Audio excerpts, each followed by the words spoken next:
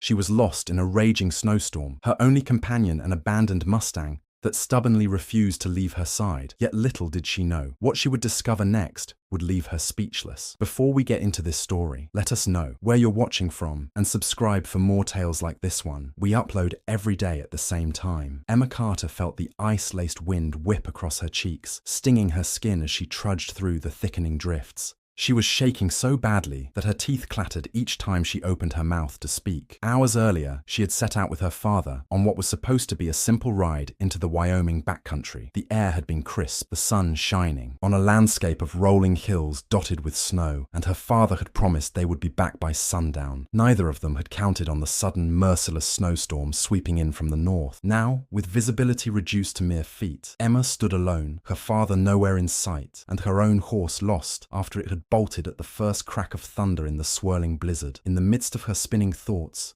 she noticed something moving in the swirling white, a wild Mustang, seemingly out of place in this brutal weather. It felt surreal to see this creature, its dark mane tossing in the howling wind. As it looked directly at her, she could not understand why it was there, or why it had not run away like her own horse had. The Mustang's warm breath visible against the frozen air offered a flicker of comfort in an otherwise hostile world. Perhaps it was equally confused by the storm, or perhaps it had been watching her for longer than she realized. Either way, Emma felt an unspoken connection, an abandoned girl, an abandoned horse, clinging to life in a white void of snow and wind. She pressed her raw, numb fingers to her lips, calling out for her father again. But the wind tore her voice, away before it could travel more than a few yards. Beneath her thick jacket, she wore layers of flannel and thermal clothing, yet she felt as though she were standing naked in the cold. Her limbs were shaking from exertion and the creeping numbness of frostbite. The Mustang stomped its hoof, its ears flicking as if to beckon her onward, and Emma took a wobbly step in the horse's direction. The terrain was uneven, jagged rocks and hidden ravines lurking under drifts that could swallow a person whole. Each footstep felt like a gamble in the near whiteout conditions. She yearned for the warmth of the cabin she and her father had rented in the nearby valley, but there was no chance of finding it in the storm without guidance or a miracle. She made a vow not to panic, recalling her father's lessons. Never lose your head in a survival situation, because your mind is your most powerful tool. But fear was creeping in as a quiet, insidious whisper. She fought back tears that threatened to freeze on her lashes and kept stumbling forward. Every now and then,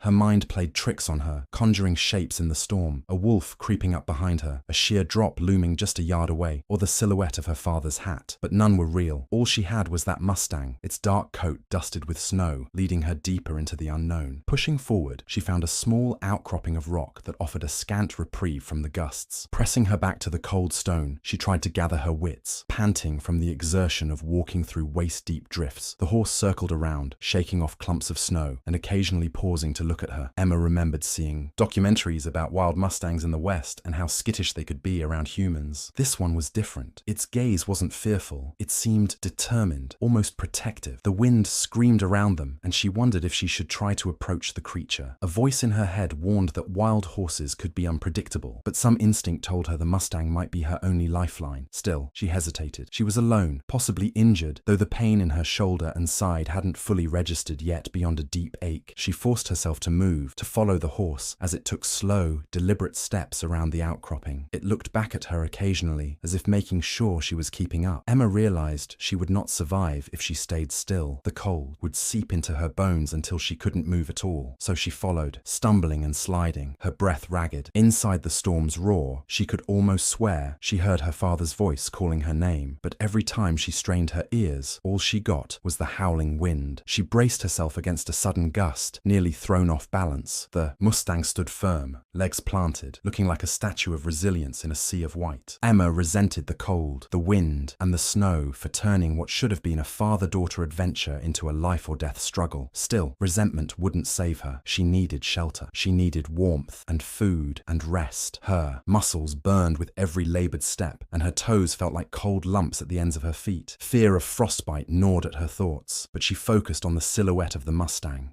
At last, the horse seemed to find what it was looking for, a narrow, half-collapsed gully near a line of scraggly trees. At first, Emma didn't see the shape of a structure hidden in the swirling snow, but the Mustang's insistent nicker drew her gaze. There, just beyond a copse of dead, spindly pines, she spotted the outline of a small, run-down building. Relief flooded her in a sudden wave, but she was careful not to get her hopes too high. Buildings in the wilderness could be unsafe, or locked, or they might already be home to something more dangerous than the storm. Her desperate need for shelter drove her forward, and she pushed the brittle tree branches aside, slipping on icy rocks as she made her way to the building. It was an ancient trapper's cabin by the look of it, with a sagging roof and a tattered door that hung from rusted hinges. The roof was piled high with snow, and the walls creaked ominously under the wind's assault. Still, it was better than nothing. Emma grasped the door and pulled. It resisted, ice having fused parts of the frame, but with a grunt, she managed to yank it open enough to slip through. The Mustang stayed outside, pawing at the ground. Inside, the place was dark, rank with the smell of rotting wood, animal droppings, and mold. Weak light filtered through cracks in the roof, revealing an interior that was more rubble than living space. Splintered beams and tattered burlap were scattered around, the remnants of someone's long-abandoned supplies. Emma felt the cabin shift slightly in a gust of wind, and her heart sank. She wasn't sure how long this place would stand against the storm, but it was still warmer than outside, and at least it provided some barrier against the unrelenting wind. She sank too, her knees, exhaustion flooding every inch of her body, her breaths coming in shallow gasps. Unable to stand, she crawled toward what looked like a makeshift fireplace, its stones blackened from decades-old soot. There was no telling if the chimney was blocked by snow, but she had to try to build a fire if she wanted to survive. Her father's voice echoed in her mind again. "Keep calm, Emma. Think of what you can do, not what you can't." She rummaged through the debris, hoping to find anything dry enough to burn. Wood scraps, bits of paper, even old clothing, whatever she could gather. Her trembling fingers fumbled, nearly useless from the cold. Outside, the Mustang let out a low, nervous sound, as if telling her to hurry. She longed to bring the horse in, but there was barely room for her, much less a full-grown Mustang. After gathering enough material, she pulled out her father's lighter, a precious keepsake she'd managed to hang on to when her horse had spooked and tossed her. The spark brought the smallest flicker of hope.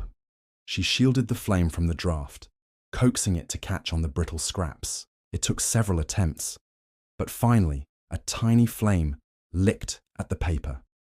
She fed it slowly, carefully, until it grew into a modest fire that cast flickering shadows against the rickety walls. Each wave of heat against her face was like a blessing. She pressed her hands close, groaning at the stinging pain that came with the return of some sensation in her fingers. The moment the warmth spread through her chest, her body began to shut down in another way, from sheer exhaustion. She realized she hadn't eaten since early morning, and she had burned thousands of calories just trying to stay warm. Her stomach churned with hunger, and her head felt light. She scanned the cabin in the hope of finding supplies left behind.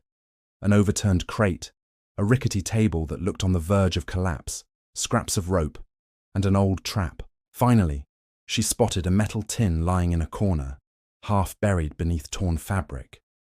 Crawling over, she pried it open with numb fingers. Inside were dried strips of something that might have once been jerky. Though time and neglect had made them so foul-smelling, she gagged upon getting a whiff. Hunger gnawed at her, but not enough to risk food poisoning or worse out here in the wilderness. She tossed the tin aside in frustration, her energy fading. She thought about her father again, picturing his weathered face, the comforting tone of his voice. He would be out there searching for her. He was too stubborn not to be. Was he safe? Or was he trapped somewhere in the same storm, equally terrified for her? A swirl of wind shoved the door open a crack, sending a flurry of snow into the cabin. The Mustang's dark head poked through the gap, eyes glinting. Emma wasn't sure if it was possible to feel gratitude for an animal she barely knew, but she did. She beckoned for the horse to come inside, but it held back, snorting nervously at the cramped interior. With a sigh, Emma pushed herself to her feet, wincing at the pain in her hip where she had landed in her fall. She made her way to the door, peered outside, and saw no sign of the storm easing up. The wind was still ferocious, and the swirling whiteout made it impossible to see more than a few feet. The Mustang looked at her, then pawed at the ground as if urging her to follow again. A part of her wanted to slam the door shut and try to wait the storm out, but she knew that could be a death sentence if the cabin collapsed or if she ran out of fuel for the fire. With a pounding heart, she realized she couldn't remain here for long. Each minute spent in this rickety shelter was borrowed time, especially with the roof groaning under the weight of accumulating snow. She decided to rest for just a moment, longer, catching her breath while she could.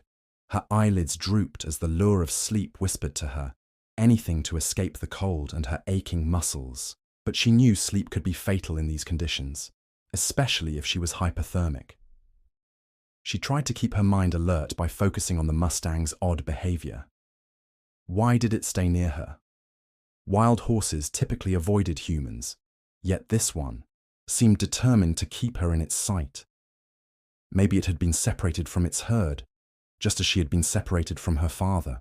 Maybe it sensed that they were both alone and in danger. The notion comforted her, bridging the gap between species with shared desperation. She fished around her pockets for anything edible. She found only a few bits of trail mix, some half-crushed, nuts, and chocolate. It wasn't much, but the meager calories would help. She chewed slowly, letting the sugar melt on her tongue, hoping it would give her the energy to carry on. After forcing herself to her feet again, Emma fed another small scrap of wood to the fire, then realized her resources were dwindling. If the storm lasted through the night, she wouldn't have enough to keep the flames alive. Her eyes darted between the feeble fire, the creaking roof, and the Mustang outside. Every survival instinct told her she should move, try to find a better shelter, but the storm was too intense. Yet staying here was equally risky. She paced, her breath still quivering. She tried to gather her thoughts in a coherent plan. Step 1. Figure out if the cabin had anything else of use. Step 2. See if the Mustang might guide her to somewhere safer. Step 3. Try to keep herself awake and alive until morning. She prayed the storm might ease by then. She winced as another gust of wind rattled the walls, and a portion of the roof sagged, spilling snow onto the floor. Her heart hammered in her chest. She rushed to the corner of the cabin with fewer cracks in the walls, her eyes flicking back to the door. The Mustang was gone, its shape no longer blocking the faint light from outside. Panic flashed in her chest. Had it abandoned her after all? Taking a tentative step to the doorway, she peered into the storm. She saw nothing but swirling white. Disappointment settled over her like a heavy blanket. Of course it had left. Wild animals had no loyalty to a human. Then, just as she was about to withdraw, a dark shape appeared again. The Mustang returned, shaking the snow off its coat. It stomped twice, as if to say, "Come on." Emma's throat tightened with a mixture of relief and dread. Maybe it wanted her to follow, to brave the storm again. But how could she? The cabin was no palace, but it was at least partial cover. She bit her lips so hard she tasted blood. Survival demanded she make choices quickly, yet fear of the unknown, fear of the storm, kept her rooted in place. Finally, another cascade of snow from the ceiling forced her hand. If she stayed, she might be buried alive when the whole thing caved in. If she left, she might freeze or get lost. Neither option was good, but one offered at least a sliver of hope. Extinguishing her meager fire felt like snuffing out her last comfort, but she had no choice. She kicked dirt over the flames, dousing them until only embers remained. Then she gathered what little she had. A crudely fashioned stick she'd sharpened with a broken piece of metal, her only potential weapon, and the few scraps of cloth she'd found that might serve as extra insulation. With a trembling hand, she opened the door fully, letting the icy air rush in. The Mustang backed away to give her space, and she took a final glance at the dim interior of the cabin. its shadows flickering as the last embers cooled. It might have been her only chance to rest, yet it was also a death trap. She pulled the door shut behind her as much as possible, though it hardly mattered with the roof about to give way. Outside, the wind slammed into her with renewed force, nearly knocking her off her feet. She dug her boots into the snow for traction and stumbled forward. The Mustang stood at a short distance, waiting. Emma pulled the hood of her jacket tighter, tying it off around her face to shield herself from the cold. She didn't know if following a wild horse in a blizzard was foolish or brilliant, but it was the only lead she had, approx. 120 words in this section. She moved forward in the swirling snow, and the Mustang led her as if it knew a path or sensed a destiny that neither of them could comprehend. Every muscle in her body protested, but she pressed on, her determination fueled by a stubborn refusal to die out here. She had survived being thrown from her horse, survived stumbling upon an unstable cabin. Maybe she could survive the rest of this storm too. Step after agonizing step, she clutched at small branches and rocky protrusions, her gloved hands slipping on the ice. Several times, she fell to her knees, only to push herself up again. The Mustang would pause, turn its head, and stare with intense eyes, as though it were waiting for her. Emma forced herself to continue, spurred on by the lingering warmth of the cabin's fire in her memory, and the thought of her father searching for her somewhere out there. She had to believe he was alive, that they would see each other again. If this horse could help her, she'd follow it through the night, through the cold, through anything. And so she did, as the wind screamed around them, and the drifts piled higher, threatening to swallow them both. Survival was no longer just a word. It was her entire world in that moment. She wasn't sure how much time had passed. Minutes, hours, or days. The unrelenting whiteness and her body's growing exhaustion dulled her sense of time. She pressed on with the Mustang at her side, her ragged breaths visible in the frosty air. As the storm raged, she clutched at the last shreds of hope, determined not to let them slip away into the frigid darkness. And the cold bit deeper into Emma's flesh as the snowstorm pressed on, making every limb feel like solid ice. She trudged forward, her body screaming in protest, each breath rattling in her chest. Thoughts of her father and the mundane comfort of a warm fireplace kept her going, but fear lurked in the corners of her mind. She knew that if she stopped for too long, she might never get back up. The Mustang continued to serve as her guiding star in this swirling tempest. But her panic spiked each time she lost sight of its dark figure for more than a few seconds.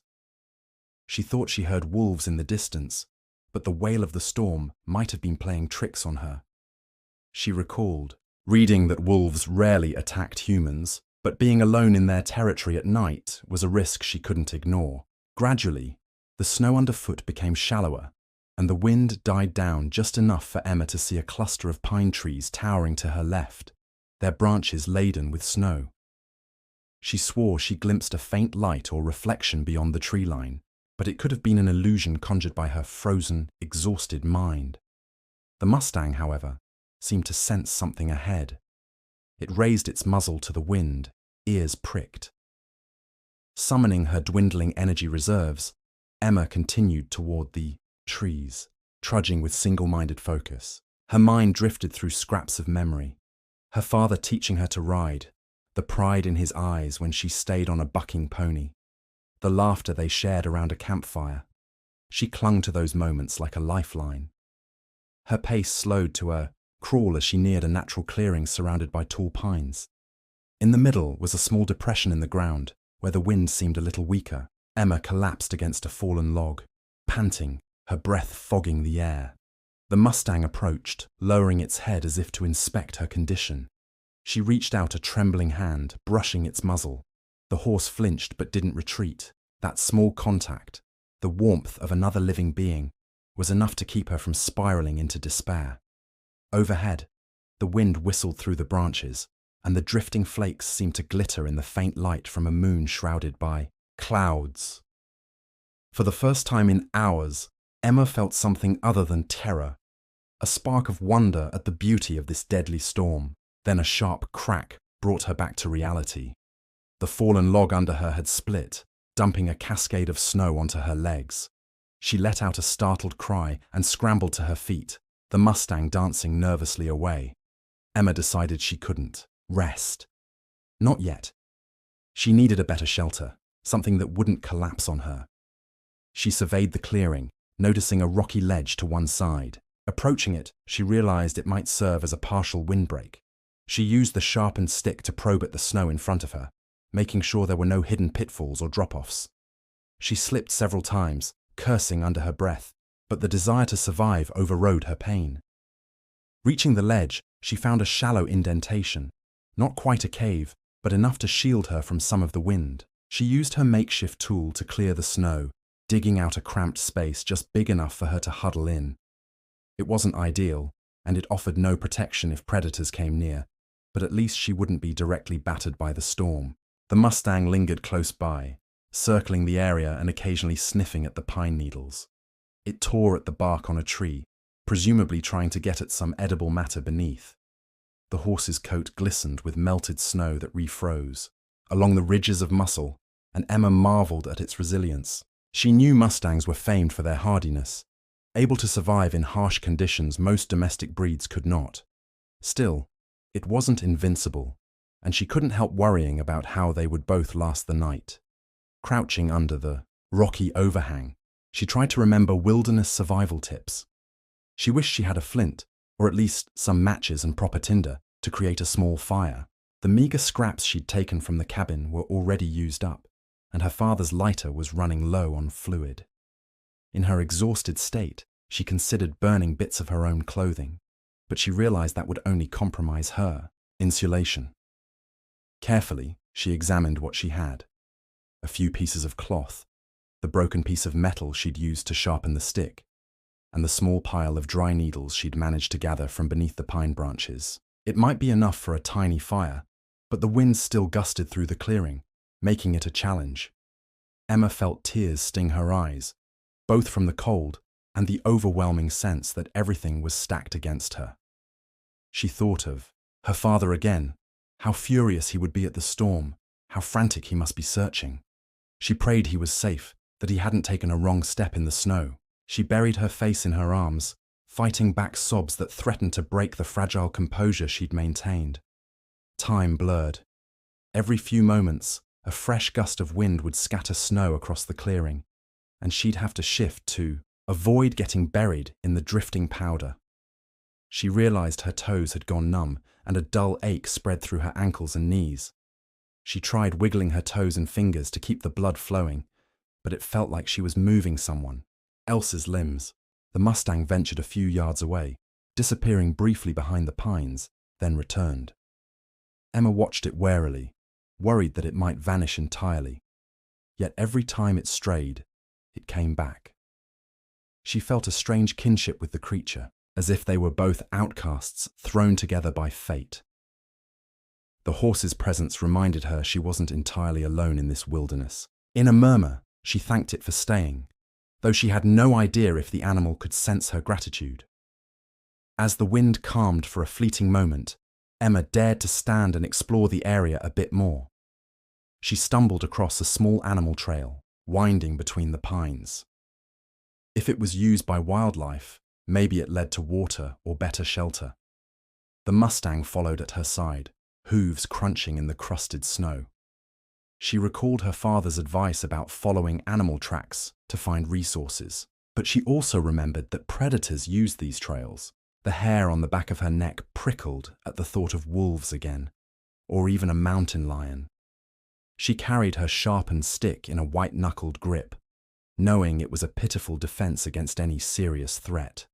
Still, it offered some psychological comfort. A short distance from the clearing, she found a narrow stream choked with ice. The water burbled faintly beneath the surface, and Emma used a rock to crack the top layer. She scooped up a handful of frigid water, pressing it to her lips. It was the purest, coldest water she had ever tasted, and it brought a fleeting rush of energy. The Mustang stepped closer, and she moved aside to let the horse drink. Steam rose from its nostrils as it breathed. A sense of calm washed over Emma at the sight of the animal's powerful frame. Even though she knew they were both still in grave danger, she gently touched the horse's neck, feeling the thick muscles beneath the hide. It flinched slightly but didn't bolt, a sign of growing trust. The wind picked up again, howling through the trees. Emma realized she couldn't stay by the stream for long. The temperature was still dropping, and she needed to find or create a better shelter for the night. She forced her aching legs to move, searching along the bank for any natural recess or cave. All she found were more rock outcroppings, some too precarious, others too shallow to be of much use. Minutes turned into hours as she scouted around, often returning to the rocky overhang near the clearing to regroup. The Mustang trailed her, movements. Whenever she looked into its eyes, she thought she saw a question there. "Why do you keep going?" Her answer was simple, though she never spoke it aloud. "Because I can't give up. I won't." As night fully descended, the storm's fury ebbed slightly, leaving behind a silent blanket of snow under a starless sky. Visibility was no better than before, the darkness nearly absolute. Emma felt panic rise in her chest. She had no flashlight, no lantern, and her father's lighter was nearly empty. The Mustang stood close, a dark shape in the gloom.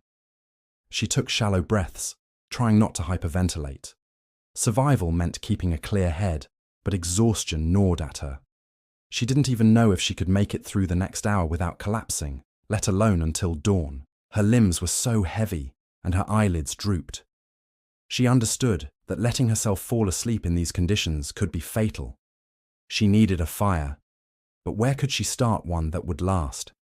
She remembered a trick her father had taught her, packing snow into walls to create a crude shelter, an igloo-like mound that could insulate against the wind. She didn't have the energy or the tools to construct a full igloo, but maybe she could build a small barricade.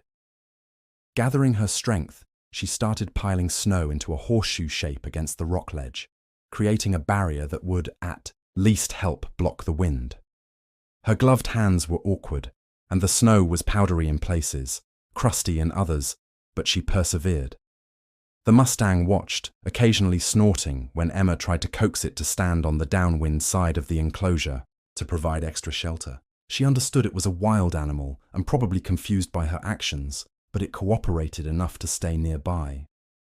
By the time Emma was finished, her vision blurred from exertion, and her fingers were dangerously cold. She crawled into the makeshift alcove, crouching low to preserve body heat. The Mustang pawed at the snow outside, unsure if it should stay close or wander off. Emma tried to maintain a slow, steady breathing pattern, hugging her knees to her chest as best as her bulky layers allowed. The wind whistled overhead, but her small shelter blocked the worst of it. Beneath her, the frozen ground sapped away what little warmth she had left. She fought the urge to drift into unconsciousness, pinching her forearm to stay awake. The memory of her father's face kept her anchored. She imagined him telling her jokes to lighten her mood, his booming laugh echoing across the plains. She clung to that mental image as if it were a lifeline. Outside, the Mustang shuffled restlessly.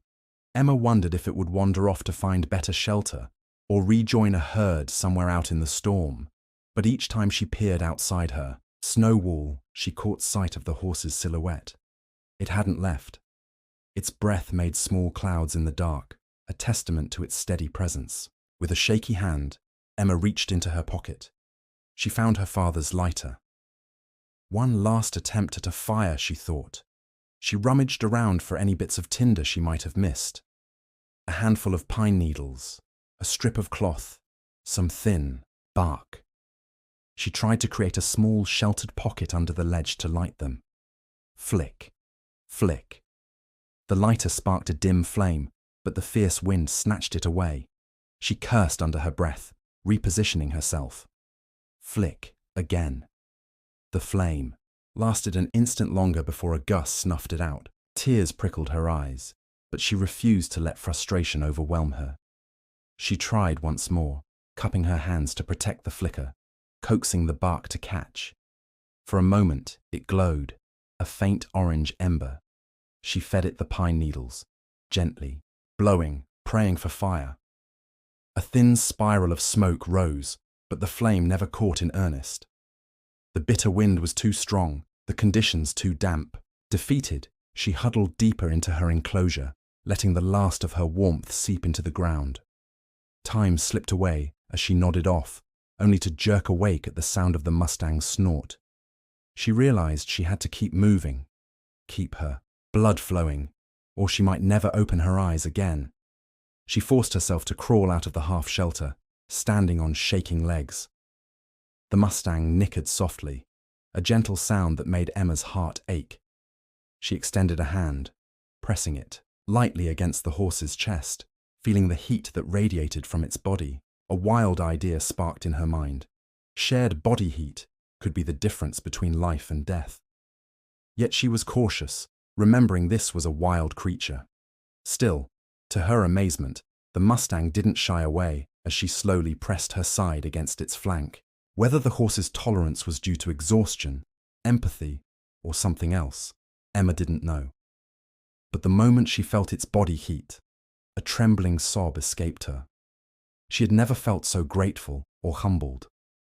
The horse shifted, letting her lean on its sturdy frame for support.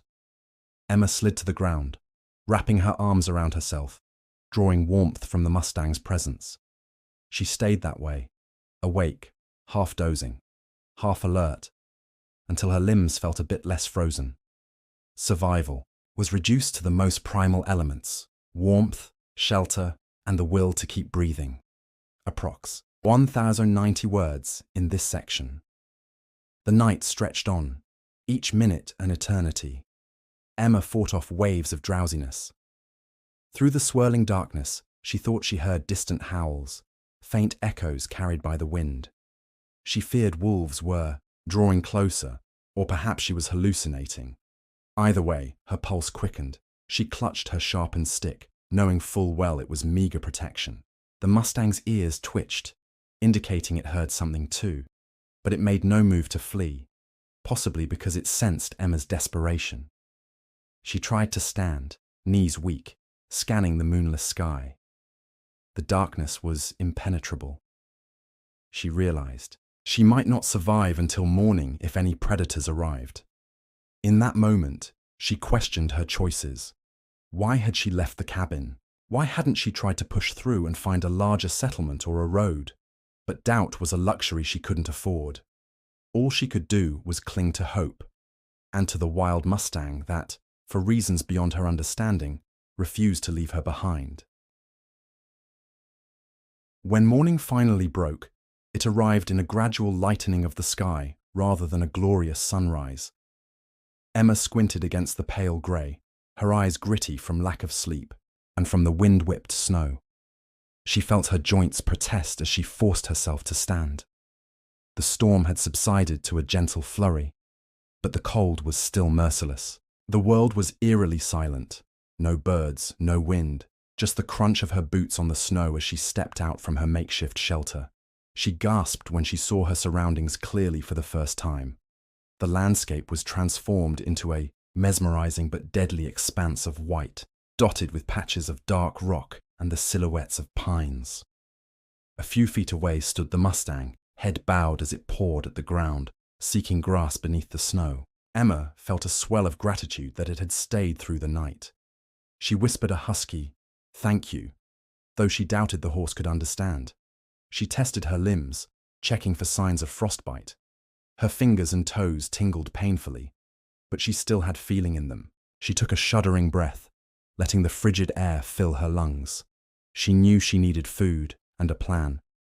With the storm eased, she might stand a chance of navigating back towards civilization, or at least finding help. She surveyed the horizon, trying to recall any landmarks from the ride with her father. The rolling hills to the east might lead toward the main trail, or they might lead nowhere. She considered climbing to higher ground for a better vantage point, though the risk of avalanche or hidden cliffs was real. The Mustang lifted its head, ears flicking. It stared at Emma, then turned to face a direction northwest. It snorted, trotting a few paces, as if inviting her to follow. She wondered if the horse sensed the direction of safety, or if it was merely following its own instinct. Either way, she had nothing to lose by accompanying it. She brushed off as much snow from her gear as possible, checked that her improvised weapon was still secured to her belt, and limped after the Mustang. A few hours later, the sun was high enough to cast a dull glow on the snow-covered plains. Emma's stomach twisted in hunger. She tried to eat a handful of snow to quell the thirst and dryness in her throat, but she knew from her father's teachings that eating snow could lower her core temperature. Still, she had no choice unless she found unfrozen water. The Mustang seemed to know exactly where it was going, weaving between pine stands and carefully stepping over icy patches. Emma followed in its footsteps, using its body language as a clue where to step. Each time she stumbled, the horse paused, looking back as though to check on her. As the hours wore on, fatigue weighed on her. She remembered how easy it had been to ride alongside her father in fair weather, never truly appreciating how unforgiving nature could be. She missed that sense of security and routine. She missed hearing her father's hearty laugh. Her eyes burned at the thought that she might never hear it again, but she pushed away the fear, focusing on the present. Eventually, they reached a frozen creek. Emma recognized it from the day before. It was similar to the one she had found earlier, but she wasn't certain it was the same one. She decided to follow its winding path, hoping it would lead her to a larger waterway or a known trail. The Mustang walked along the creek bank, its head low, still searching for something edible beneath the snow. Emma scanned for any sign of human footprints, snowmobile tracks, or ski trails, anything that might indicate people nearby. The only tracks she found were those of small animals, likely rabbits or foxes. Her heart sank a little with each sign of wildlife, because it meant the area might be far from human habitation. But she kept going. The alternative, giving in, was not an option. As the midday light brightened, Emma's body began to feel the toll of a night spent half awake in sub-zero temperatures. Her legs were unsteady, and a throbbing headache pulsed behind her temples. She needed fuel. She had never felt real starvation before, but now it manifested as a gnawing emptiness in her gut, accompanied by dizziness and trembling muscles. She looked at the Mustang, a pang of guilt hitting her at the absurd thought that some people in survival situations had turned on the very animals they traveled with. She would rather die than harm this horse that had saved her life. She forced herself to focus on scanning the ground for any edible plants, though winter left little more than pine needles and possibly some dried berries if she was lucky. She remembered a handful of survival tips. Certain pine needles could be brewed into a tea for vitamin C, but she had no fire for boiling water. Her father had taught her to recognize certain lichens and mosses that were technically edible, but she was too uncertain to risk a poisonous variety. With no other options, she scooped up a handful of snow to melt in her mouth, ignoring the chill that spread through her core. Even a slight hydration might help her think more clearly. The creek meandered toward a line of foothills that loomed in the distance. Emma's eyes followed the slope of the land, trying to see if there was a pass or a valley that might lead her out. The sky remained overcast, offering no clear direction. The Mustang pressed on, and she clung to the hope that it had some animal sense guiding them both toward a better place. Occasionally, she called out for her father, though her voice was hoarse and weak. Each time, the only response was the echo of her own desperation bouncing off the distant hills. Yet she refused to let the silence crush her. She forced her frozen legs to keep moving, step by step, matching her pace to the Mustang's careful gait. At times, she felt like she was moving in a dream state, her surroundings surreal and distant. Fatigue clung to her every movement. She recalled the many times she'd seen Mustangs on documentaries, galloping free across sun-baked deserts or lush plains, a symbol of endurance. It gave her a spark of courage, a reminder that wild creatures survive unimaginable odds every day. After what felt like an eternity, she heard a low rumble that set her heart racing. She thought it was thunder at first, but the sky wasn't threatening another storm. The Mustang perked up, ears forward. Emma followed the sound, adrenaline, battling her exhaustion. It took her a few minutes to realize it was the rush of moving water, a waterfall, or maybe rapids. If there was rushing water, there might be a chance of finding open water to drink without having to eat snow. It could also mean fish, though she had no fishing gear and no energy to craft a line or net. Still, it was a sign of life in an otherwise frozen world. Her pace quickened as she followed the Mustang's lead. The sound grew louder, reverberating through the snowy landscape, until she saw a narrow gorge cut through the hills. Steam or mist rose where the water cascaded over rocks. She approached cautiously. Slippery ice clung to the ledges, making footing treacherous. The Mustang skirted the edge of the gorge, finding a safer path to descend. Emma followed, heart pounding. One wrong step, and she could tumble into the churning water below, and that would be the end of her story. At the bottom of the gorge, the stream ran swiftly, carving a path through the ice. The temperature felt slightly warmer here, perhaps because of the moving water or the sheltering cliffs. She knelt, scooping up some of the liquid that flowed at the edge. It was still cold, but not as lethal as the wind-scoured snow above. She drank in long gulps, each swallow soothing her parched throat and reviving her senses. The Mustang drank as well, its muzzle dipping into the frigid water. Emma closed her eyes for a moment, letting relief wash over her, though she knew this was no permanent salvation. The gorge walls towered around them, their steep faces covered in icicles that gleamed like daggers. She wondered if she could navigate downstream to lower elevations, but the water was too swift to travel in it, and walking along the bank would be risky if the gorge narrowed further. A shrill cry echoed from above. Emma froze, scanning the cliffs for any sign of movement. A large bird, an eagle or a hawk perhaps, soared overhead, momentarily blocking the weak sunlight. She watched it glide gracefully, wishing she could be airlifted out of this ordeal. The Mustang snorted, stomping a hoof in agitation. Emma realized they weren't alone. She heard something else, a faint growl. The hair on her arm stood up despite the multiple layers. She strained her eyes, scanning the rocky floor of the gorge, the twisted shapes of driftwood and ice. Then she saw it. Movement behind a fallen pine trunk, a flash of fur. Her heart thudded in her chest. Wolves, or maybe a single wolf, lurking in the shadows. She'd been hearing phantom howls all night, but this time it might be real.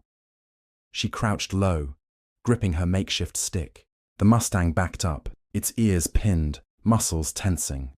For a moment, everything was still. Then the beast stepped out, a lone wolf, thin and hungry, its ribs visible beneath a coarse coat. It bared its teeth, a low growl rumbling in its throat. Emma's mouth went dry. She had no experience fighting off a wolf, and her sharpened stick felt woefully inadequate. Still, she positioned herself between the wolf and the Mustang, hoping to appear bigger. The Mustang reared slightly, striking the air with its front hooves. Perhaps sensing the horse's formidable power, the wolf hesitated, hackles raised. Emma's pulse thundered.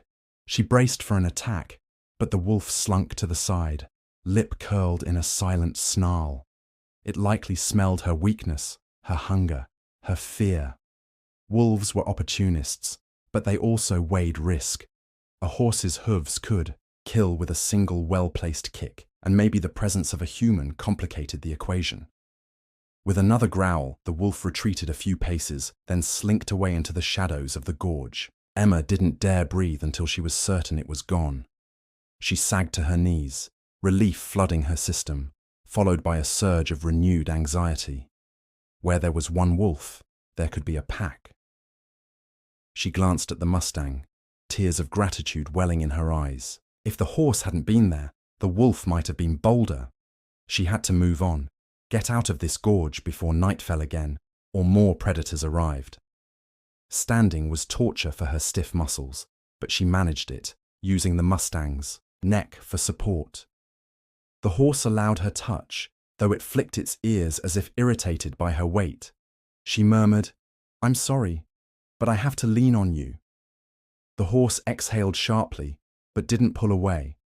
They continued downstream, for what felt like hours, the gorge walls gradually becoming less steep. Several times, Emma thought about scaling the side of the gorge to see if there was a path beyond, but the ice-laden rocks were too dangerous for her in her current state. She hoped a gentler slope or a break in the cliffs would appear. She was beginning to lose hope when she spotted a faint trail of footprints in the snow near the water's edge. They looked human, though partially obscured by new snow. Her heart leaped into her throat. Realizing she might not be the only human out here filled her with excitement and dread. She crouched beside the tracks, studying them. They were definitely boot prints, and they headed in the same direction she was going. Could it be her father's tracks? Or someone else's? Either way, it was a lead. She forced her tired body to follow. Approx. Are 110 words in this section. The Mustang trotted behind her, occasionally nudging her shoulder as if urging her forward. Emma didn't mind. The physical contact reminded her she still had an ally. As they rounded a bend in the gorge, the footprints led to a narrow exit, a natural passage between crumbling rock walls. Beyond it, she caught sight of a small clearing. Her breath hitched in anticipation. If she found another cabin, a camp, or even just a more navigable route, it could mean the difference between life and death. She pressed on, ignoring the pain in her joints and the blistering cold.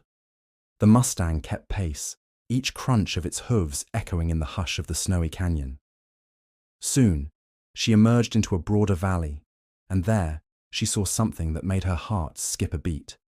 Smoke rising, in a thin column against the pale sky, a human campfire. She swallowed hard, adrenaline surging. She was so close to possible rescue, or at least human contact. She thought of her father and prayed it was him. Clenching her fists for courage, Emma led the Mustang toward the column of smoke, her heart pounding with a desperate mixture of hope and fear. Emma's throat felt tight as she trudged toward the drifting column of smoke, each breath scraping her lungs. Every step brought her closer to what might be salvation, or a new danger. The Mustang followed, ears twitching in clear unease. The valley was relatively open, a wide expanse of white broken by clusters of dead grass and scraggly bushes. The smoke wafted from a small stand of trees about a quarter-mile ahead. She could make out a faint flicker of orange light, which had to be a campfire. She increased her pace, ignoring her screaming muscles. As she neared, she noticed a tangle of felled branches and a few pieces of tarp near the base of a massive pine. The figure of a man came into view, back turned, tending to the fire. For a moment, Emma felt a surge of joy. Her father. But as she drew closer, she realized this man was older, with a ragged beard streaked with grey. Relief curdled into apprehension. She stopped, uncertain. The Mustang halted as well, stamping at the snow. The man turned abruptly, one hand reaching for a rifle leaning against the trunk of the pine. Their eyes locked in a heartbeat of tension. Emma raised her hands in a gesture of peace, her voice cracking as she croaked, "Please, help." The man relaxed marginally, lowering his hand from the weapon. She saw concern etch across his weather-beaten features. He beckoned for her to approach, and she did, stumbling the last few steps. Her vision blurred as she collapsed to her knees by the fire, overcome by hunger, relief, and exhaustion. The Mustang stood at a cautious distance, blowing hot air in nervous bursts. The man crouched beside Emma, taking in her ragged appearance. "Where the devil did you come from?" he muttered, voice gravelly with alarm. Emma struggled to form words, her lips numb. "Storm, separated, father," she managed between chattering teeth.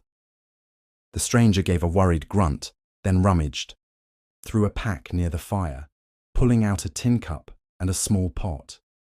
He scooped some snow into the pot and placed it over the flames. "You've got to warm up. Don't try to eat too fast, or you'll make yourself sick. We'll melt some water first." She nodded, hugging her arms around herself. The heat of the fire was almost painful on her frozen skin. The man glanced at the Mustang, then back at Emma. "That your horse?" She shook her head. "Wild Mustang followed me." He raised an eyebrow, clearly intrigued. Never seen a wild one stick around a person like that. She had no energy to explain, so she just shook her head again. As soon as the water began to steam, the man poured it into the tin cup, adding some powder from a small packet. He passed it to her, and she wrapped her hands around it, grateful for the warmth radiating through her gloves. She sniffed. It was some kind of instant soup or broth. She sipped cautiously, savoring the salty liquid that spread warmth through her body. Tears sprang to her eyes, both from the relief and the lingering fear. Between sips, she recounted fragmented details of her ordeal. The man introduced himself as Carl Thompson, a retired forest ranger out here, doing some winter trapping and fishing. He cursed the sudden blizzard that had taken everyone by surprise. "I've been holed up here for a day and a half," he said, poking the fire with a stick. "Didn't dare move around too much in that storm. Lucky I set up near this pine and had enough supplies to ride it out." He offered Emma a small piece of jerky, which she tore into ravenously. It was tough and salty, but to her starved belly, it tasted like the finest meal in the world. She forced herself to chew slowly, as he advised, to avoid making herself ill. The Mustang finally inched closer, drawn by the warmth of the fire and perhaps the scent of food. Carl eyed the horse warily, but made no move to scare it off. "That's a fine animal," he observed. "Probably got separated from its herd, just like you got separated from your pa." Emma asked if Carl had seen anyone else in the area. He shook his head. "No one, but that doesn't mean your father ain't out there. The storm would have scattered folks pretty good." She fought back panic, telling herself that her father was just as resourceful. He'd survive somehow, until they could be reunited. Carl told her that once she'd rested a bit, they could try searching together. He had a sled with some supplies stashed behind the pine, and he knew a few routes that might lead to higher ground for a vantage point. "We'll find him," Carl assured, though Emma sensed the uncertainty in his voice. She curled near the fire, letting the heat thaw her limbs. The Mustang stood just outside the firelight, occasionally pouring the snow. She felt a fierce attachment to the creature, as though they had been through a war together. As her body regained some strength, Emma realized how badly she stank of sweat, fear, and smoke. Her lips were cracked, her face raw from windburn. Yet in that moment, she felt more alive than ever. Surviving in the wilderness had stripped her down to her most basic instincts. She sipped more of the broth, warmth blossoming in her chest. Carl pulled a spare blanket from his pack and draped it over her shoulders. She muttered a shaky thanks. All the while, questions buzzed in her mind. Where was her father?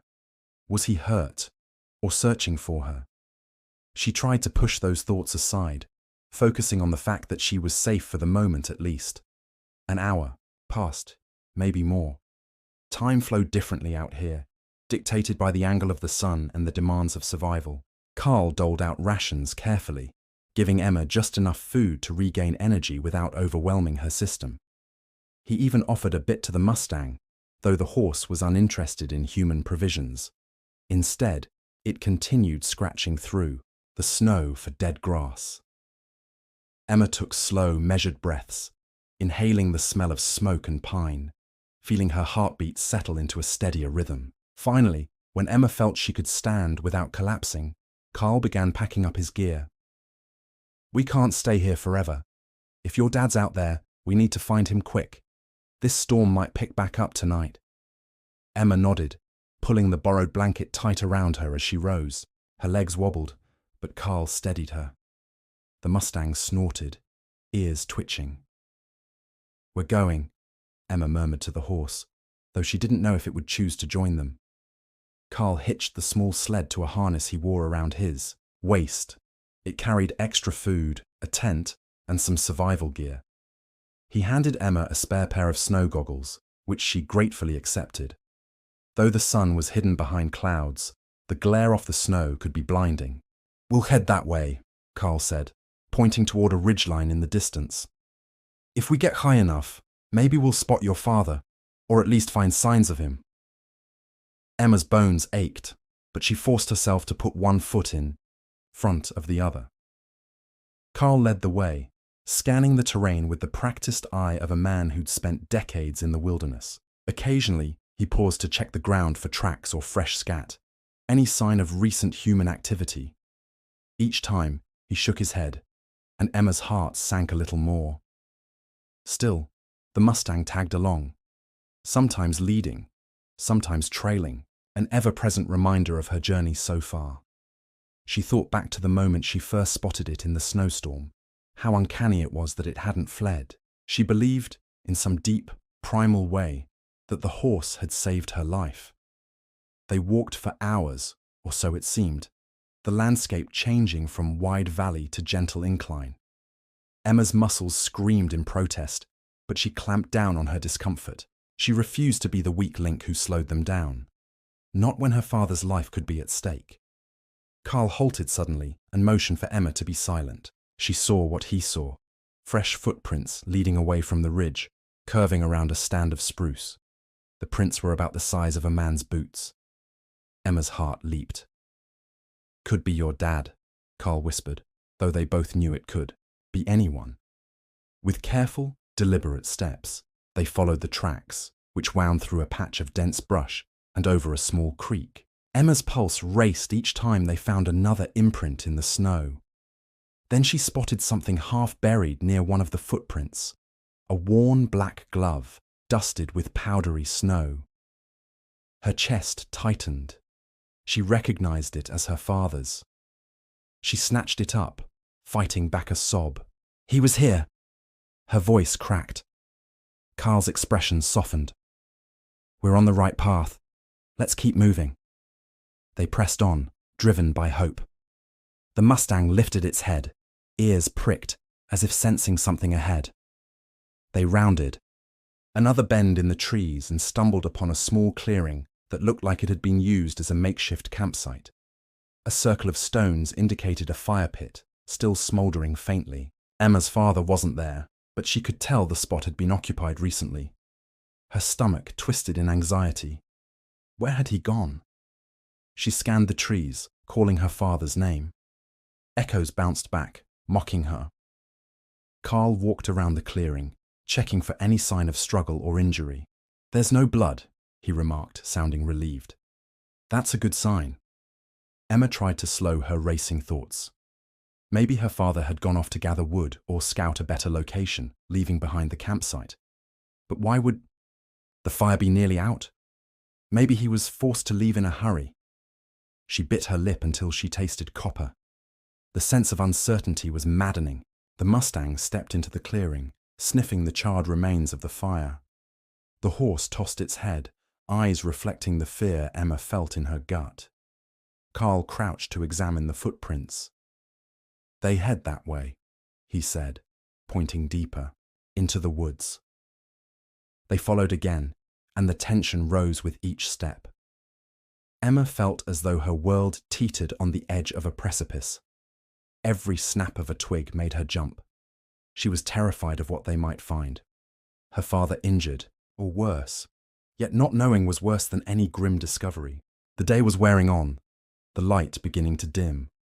Shadows stretched across the snow, and the temperature dropped a few degrees. Carl muttered that they needed to find shelter soon if they didn't locate her father. He had another small tent, in his sled, but it wouldn't accommodate the horse. Emma cast a glance at the Mustang, her heart twisting at the thought of leaving it behind. Yet survival demanded practicality. She felt torn between her loyalty to this wild animal and the necessity of ensuring her own safety. She vowed to stay with the horse as long as it chose to stay with them, hoping it wouldn't wander off into the gathering night. Then, abruptly, the sound of splitting wood echoed through the trees. Emma tensed, hoping it was her father collecting firewood. She hurried ahead, ignoring Carl's cautionary whisper. Pushing through a cluster of snow-laden branches, she emerged into a small grove. Her father stood there, hat askew, an improvised sling around his arm. He was alive. Emma's heart soared, and she let out a raw sob, stumbling toward him. He spun at the sound of her cry, relief flooding his features as he dropped the bundle of sticks he'd been carrying. "Emma!" he shouted, rushing to meet her. They collided in an embrace, half laughing, half crying in the snow, neither one caring about the cold in that moment. She clung to him as if he might vanish if she let go, tears freezing on her cheeks. Carl appeared, a small smile tugging at his lips. He nodded in greeting, tipping his hat. Her father, eyes brimming with tears, took in Emma's dishevelled appearance. "I thought I'd lost you," he choked out. She shook her head, unable to form words, simply holding him. Approx. 1,120 words in this section. Eventually, Emma looked over her shoulder and saw the Mustang standing at the edge of the grove. Her father followed her gaze, lips parting in astonishment. "That horse," he began, voice trailing off.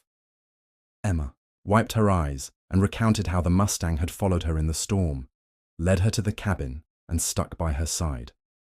Her father nodded, awe evident in his expression. "I've heard tales of wild Mustangs like that. Some say they're guardian spirits of the plains." Carl joined them, clearing his throat to bring attention back to practical matters. "We should find a safer spot to camp," he said. Emma's father nodded, wincing as he moved his injured arm. He explained that he'd been thrown from his horse too, landing on his shoulder and dislocating it. He'd managed to pop it back in, but the pain was excruciating. Emma felt a fresh wave of worry. Her father was wounded, and they were still in a perilous situation. Carl suggested they head back to his fire site for the night, as it was more sheltered. Emma's father agreed, so they made their way carefully, using what little daylight remained to navigate. The Mustang followed, as though it belonged with them. Emma noticed how her father kept glancing at the horse, a mixture of disbelief and gratitude in his eyes. She understood the feeling well. By the time they reached Carl's makeshift camp, dusk had settled in. Carl efficiently rebuilt the fire, using dry tinder he'd stashed. Emma's father settled onto a rolled-out sleeping pad, grimacing as he adjusted his injured arm. Emma hovered, torn between relief that they'd been reunited and fear that her father might have hidden injuries. He tried to reassure her, saying, "I'm just sore, Emma. I'll be all right." She helped him remove his jacket carefully to examine the sling. His shoulder was swollen and bruised, but not broken. Still, he'd need medical attention soon. Carl heated water for more broth, distributing some of his remaining rations. Emma's father drank gratefully, thanking Carl repeatedly for looking after his daughter. Carl shrugged off the praise, saying only, "We do what we can out here. Nobody survives alone." Emma's eyes drifted to the Mustang standing just outside the ring of firelight, ears up, alert for any nocturnal threats. She remembered the wolf encounter in the gorge and silently thanked whatever power had brought the horse to her side. She found a moment to approach it, gently placing a hand on its neck. It allowed the touch, though it remained tense, like it was perpetually ready to bolt. They spent the night huddled around the fire, taking turns keeping watch for predators. Emma didn't sleep so much as drift in and out of an exhausted haze. Each time she woke, she'd glimpse her father across the fire, his injured arm propped on his knee, worry etched across his face. She knew he was blaming himself for not protecting her from the storm. She wished she could ease his burden, but words failed her. Instead, she closed her eyes and took comfort in the crackle of the flames, the presence of people she trusted, and the steady breathing of the Mustang just beyond the glow. The flickering firelight painted dancing shadows on the surrounding pines, and the wind whispered through the branches, carrying away the echoes of the previous night's horror. Emma felt a deep sense of kinship with the horse, a bond forged through shared suffering and survival.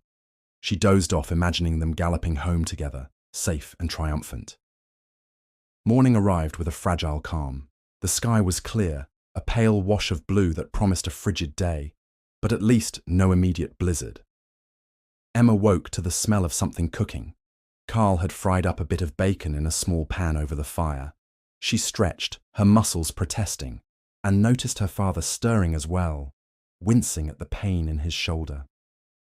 The Mustang stood nearby, muzzle low as it scraped for grass beneath the snow. Emma felt a pang of gratitude she didn't know how to express. Carl offered them each a strip of bacon, apologizing that it was all he had left of his meat supply. Emma and her father accepted it eagerly, each salty bite a brief reprieve from the hunger gnawing at their insides. After breakfast, they began, discussing the plan. Emma's father believed that the trail they had originally taken was located several miles to the south. If they could reach it, they might find the main road or at least cross paths with other riders or a search party. Carl agreed to escort them. He had enough supplies for a couple of days, but that was it. Any longer, and they would need to ration, even more strictly. Besides, Carl added, I'd rather travel with a group than alone. This place is teeming with hungry wolves, and who knows what else after a storm like that. Emma's father tried to stand on his own, but faltered, groaning. Carl steadied him, helping him to his feet. Emma frowned at the sight of her strong father leaning on someone else for support, but she knew his injuries were serious. The Mustang eyed them curiously, tossing its mane. Emma wondered if it would keep following them once they headed for civilization. Perhaps it would part ways, returning to the wild. The thought filled her with sadness. But she told herself that was the natural order of things. She had no right to tame it or hold it captive. She only hoped it would accompany them long enough to ensure their mutual safety. They set out, trudging, through the crusted snow, the sun's pale light casting long shadows across the valley. Carl led, pulling his sled, and Emma's father followed slowly, leaning on a makeshift crutch. Emma stayed close to him, occasionally glancing over her shoulder to see if the Mustang was behind them. It was, a silent sentinel.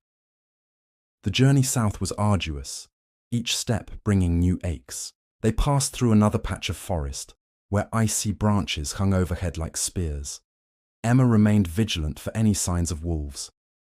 The memory of the lone wolf in the gorge haunted her, but she consoled herself with the knowledge that they were now a trio, perhaps a quartet if she counted the Mustang. Carl's experience as a former ranger guided them through the rough terrain. He used a compass and a worn map, muttering about landmarks that Emma couldn't quite discern. Every so often, he'd pause to examine a ridge or check the compass, reading before continuing. Emma's father, though obviously in pain, insisted on walking as much as he could. I won't be carried, he said with a shaky laugh, trying to mask his discomfort. Around midday, they reached the remnants of an old logging road, partially buried under snow. Emma felt a surge of hope. The road was rough, dotted with fallen trees, but it was still a road, a human mark on this wild land. They followed it, weaving around obstacles, until they came upon a wooden sign, half buried in a drift. It was weathered to the point of illegibility, but Carl tapped it and said, We're on the right track. This should connect to a main route eventually. Emma felt tears welling up again, tears of relief this time, though she tried not to. Let her father see. The Mustang snorted behind them, stepping gingerly over branches and hidden potholes. She patted its neck, murmuring words of encouragement, even though she wasn't sure it understood. On they walked, the hours slipping by in a haze of exhaustion. Emma's feet ached, her thighs burned, but she pushed on, matching her father's determined pace. She lost track of how many miles they covered before Carl halted, raising a hand. Listen, he said. At first, Emma only heard her own labored breathing and the crunch of snow underfoot. But then she caught it, a distant hum. Engines. She could barely believe it. Carl grinned. Might be a snowplow or a rescue vehicle on the main road. Emma's heart soared. They were close to civilization, close to warmth, safety, and possibly medical help for her father. They quickened their pace, half limping, half jogging. Emma almost laughed when the Mustang decided to trot ahead, as if leading them once more. Within minutes, they rounded a bend and saw a cleared stretch of road in the distance, a bright red snowplow lumbering along, pushing heaps of white aside. Emma yelled, jumping up and down, waving her arms. Carl joined in, shouting to get the driver's attention. The Mustang stamped its hooves, as if startled by the machine. The driver spotted them, honked twice, and brought the plow to a slow crawl. Relief flooded Emma's system. She collapsed to her knees, overwhelmed by emotion, as her father and Carl rushed forward to flag down the plow. The driver, a heavy-set man bundled in thick clothing, hopped out and hurried over.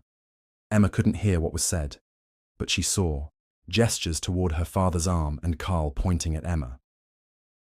Soon, they were led to the warm interior of the plow's cab, the heater blasting sweet, life-giving warmth over them. Only one problem remained: the Mustang. Emma looked back through the open door, her eyes meeting the wild horse's calm gaze. The driver asked if the horse belonged to them. Emma and her father exchanged a look. "No," she admitted softly. "It's wild." The driver scratched his head. "Wild, huh? Hard to believe it stuck with you."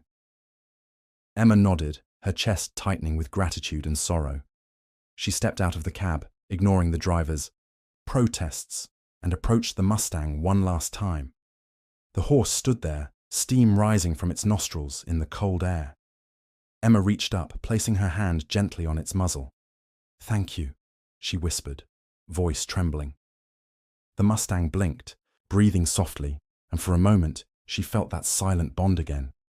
She stepped back, tears freezing on her cheeks. The horse whinnied, took a few steps back, and then turned, trotting away into the white wilderness. Emma stood there, watching until its dark form vanished among the pines. A sharp ache welled in her, but she knew the Mustang belonged to the wild. It had given her the greatest gift of all: survival. For some reason she couldn't explain, she felt sure they would meet again someday. Approx 110 words in this section. With a heavy heart, she climbed back into the plow's cab. Her father sat holding his injured shoulder, relief evident in every line of his face. Carl was in the passenger seat, warming his hands in front of the vent. The driver turned the heater up even higher, asking, "We got a clinic a few miles down the road. Should I take you there?" Emma's father nodded fervently, barely able to speak. Emma thanked Carl for everything, and he patted her shoulder. "You take care of your dad, kid," he said gently, "and thank that horse if you ever see it again." She managed a tearful laugh, leaning against her father. The plow's engine roared to life, and they lurched forward, following the newly cleared path to safety. She stared out the window, her mind replaying every step of the ordeal, every brush with death, every moment she thought she was finished.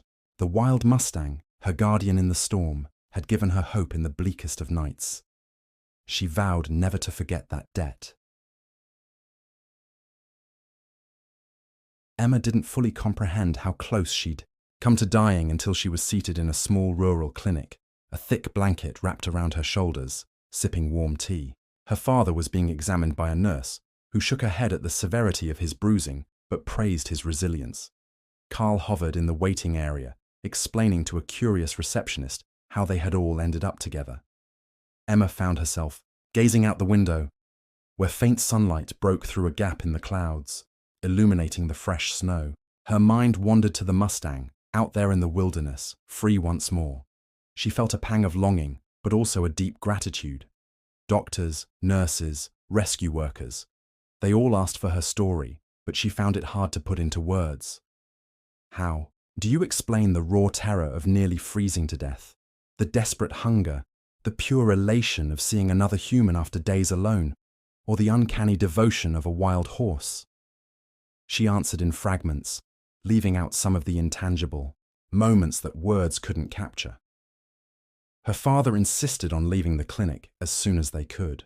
"I want to go home," he muttered, though the doctor recommended a few days' rest under medical supervision. He compromised by staying overnight for observation, and Emma refused to leave his side.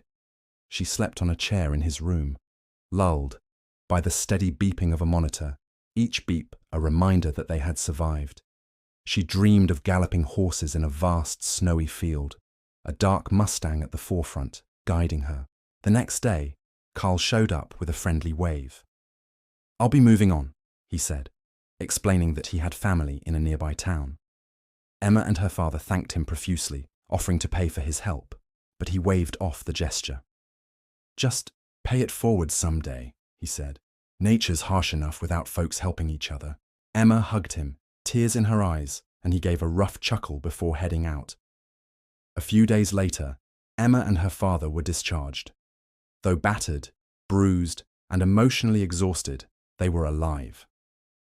They stayed in a small motel in the nearest town for a while, letting Emma's father heal. Word of their harrowing experience spread, and local ranchers talked in hushed tones about the Mustang that had saved a young girl. Some scoffed, calling it a tall tale. Others smiled knowingly, recalling legends of protective spirits that roamed the plains in the form of wild horses. Emma's father eventually recovered enough to travel home. With the help of neighbors, they retrieved their belongings from the cabin where they had intended to stay, and discovered that Emma's horse had made its way back to the rental stable unharmed. It had returned on instinct, leaving Emma to fend for herself. She felt no anger at the animal. Fear had spooked it, just as fear would spook any creature. Yet the difference between that horse and the wild Mustang was stark, and she couldn't shake the feeling that the Mustang was something special. Once home, Emma struggled to resume normal life. She found herself daydreaming at the window, imagining the white expanse, the howling wind, and the strong silhouette of the Mustang standing guard. Her father noticed her restlessness and tried to engage her with chores, movies, anything that might distract her. But her mind always drifted back to those desperate hours in the storm. She was grateful beyond words for her survival, but she also felt changed, as though she had left a piece of herself in that wilderness. One afternoon, she mustered the courage to talk to her father about how she felt. They sat by the fireplace, the logs crackling. "Dad," she began, hesitating. "I can't stop thinking about that horse. It was meant to find me." Her father nodded, staring at the flames. "I've thought about it too. Some folks say animals have instincts we'll never understand. Maybe that Mustang sensed you needed help. Maybe it just wanted companionship. Whatever the reason, it saved your life." Emma stared at her hands, recalling every detail of the Mustang's form, the intelligence in its eyes. She wanted to see it again, to thank it properly, or at least to know it was out there, free and safe. But she also knew that capturing or chasing it down would be wrong. It belonged to the wild. Her father seemed to read her mind. "We can go back in spring, when the snow melts," he offered. "Ride out to that valley, see if we catch a glimpse of it." Her heart fluttered with the possibility. Spring was still months away, but the promise of it gave her something to hold on to. In the weeks that followed, Emma slowly readjusted to daily life, school, chores, time with friends. But everything felt different. She had stared death in the face, felt its cold breath on her neck, and come out the other side. She was no longer the carefree girl she'd been before the storm. She carried within her a quiet resilience and a deeper understanding of the bond between humans and nature. Every night, she found herself scanning the sky, checking the weather, as though she might catch a sign of another blizzard. She wanted no one else to endure what she had, but she also knew that nature was indifferent to such wishes. When the news channel mentioned a snowstorm in another state, she found her heart racing, her body tensing with memories. But she breathed through it, remembering that she had survived. She would keep surviving. The final day of winter arrived, bringing a gentle thaw. Emma convinced her father to take her back to Wyoming's backcountry, just to see if any sign of the Mustang remained. He agreed, though he did so with caution. They left their horses at a stable this time, deciding it was safer to approach on foot in case the snow was still too deep for riding. The journey out was strangely calm, the sky clear. Melted patches revealed new grass. They walked for a few hours, side by side, scanning the ridges for movement. Ravens cawed overhead, and snowmelt trickled down small streams. Emma felt her heart sink a little. The Mustang was wild, roaming vast territories. There was no guarantee it would be anywhere near. She paused in the place where she thought she had first seen it, near an outcropping of rocks. Ghostly memories flooded her, a dark shape in the wind, a pair of shining eyes, a guiding presence.